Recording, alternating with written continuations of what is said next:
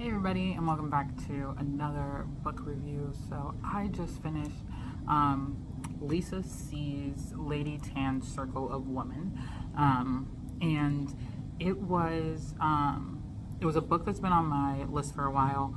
And since it's Asian American History Month, I was like, definitely want to get this in during this month. And it's a historic fiction, which we know I love a good historic fiction. But it's actually like based on a true story. And so Lady Tan was like one of the first recognized doctors in China in the late 1400s, early 1500s, Renaissance period, right? And it was just really fascinating. It's based on the book that she actually wrote, Lady Tan wrote, about a lot of her cases and treatments and things like that. And so in the book, we follow Lady Tan from the time that she's a young child when she meets a very good friend, and Mei Ling is her good friend, and Mei Ling is supposed to be a midwife, and they're basically, the whole story is really the juxtaposition of these two women, of Mei Ling being a working class woman. She has big feet because her feet don't get bound because she works. Whereas Lady Tan is, her feet are bound when she's very, very young, and she marries into a very wealthy family. She comes from a very wealthy and respected family. And so just their process of their friendship, how it ebbs and flows over the years, how they grow into, women who have children and grandchildren and things like that.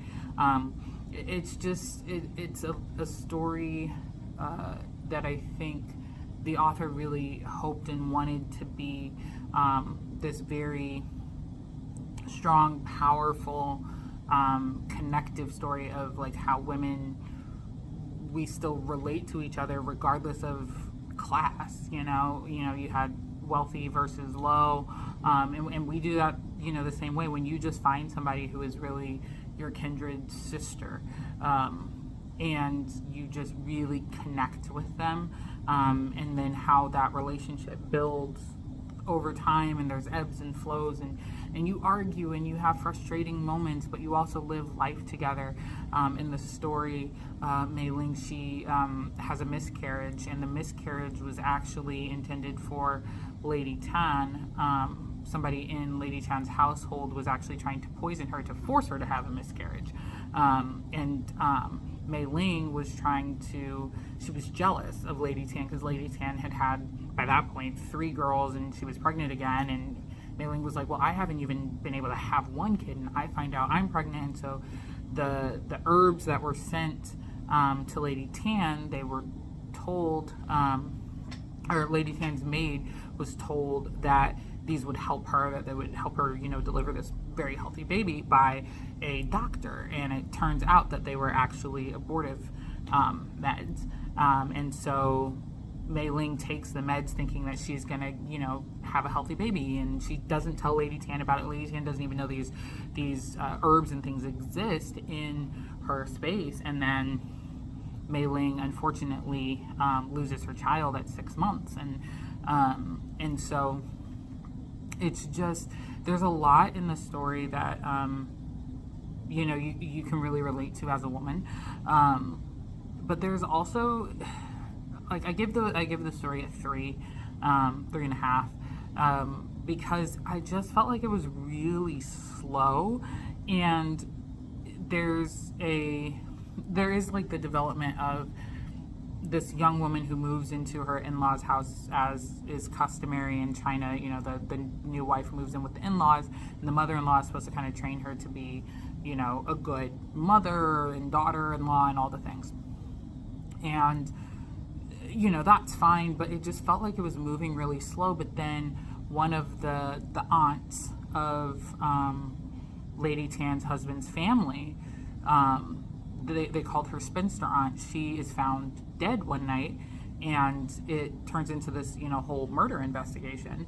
And that was probably the most interesting part of the whole story. Like, the rest of it, I just was like, this is so slow. It was a very slow-paced read for me. The information was great. I loved especially like the historic side of things, as always. And like I think I've said before, in some other books, I don't know a ton about Chinese history because it's not really an area that we study here in the States, but also it's not an area that interests me because I just don't know anything about it, right? But like as I'm learning about it, I'm like, oh, that is actually very interesting. And I really liked the comparison of like these are the ways that we treat women versus how a male doctor treats women, and that is something that is connected through the hundreds of years since the story took place, of just I've said this myself, I much prefer to have female doctors because many times when we go to the doctor, and it doesn't just have to be an OBGYN, it could be it could be just your primary care physician or whatever. A lot of times things for women are dismissed by male doctors. Not always, but a lot of times, and especially as a woman of color, that happens more frequently than not. And so I really, really appreciated the story talking about how Lady Tan was like, well, I don't just want to treat the women and children that were living in her family's home. She wanted to also treat other people, and so her mother-in-law eventually makes it so that she can treat other people without bothering the social class, and so she's able to start treating other women around town.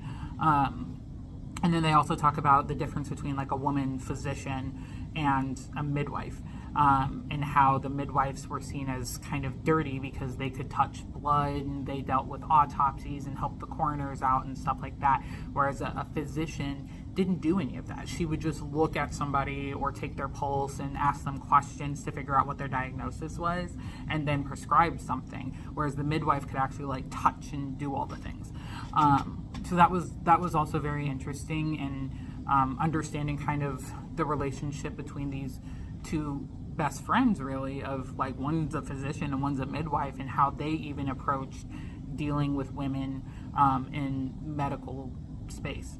I also really liked just hearing like some of the herbal remedies and things that they did. Not that I would ever take any of them without consulting a doctor. Some of them I'm fairly positive we've discovered are probably poisonous, but others are actually good, and there's without consulting somebody who actually knows what they're talking about, and not just like, oh, I found these teas online. I actually recently met somebody that was like, I found this tea online and it worked for me, so it'll work for everybody, and that's never the case.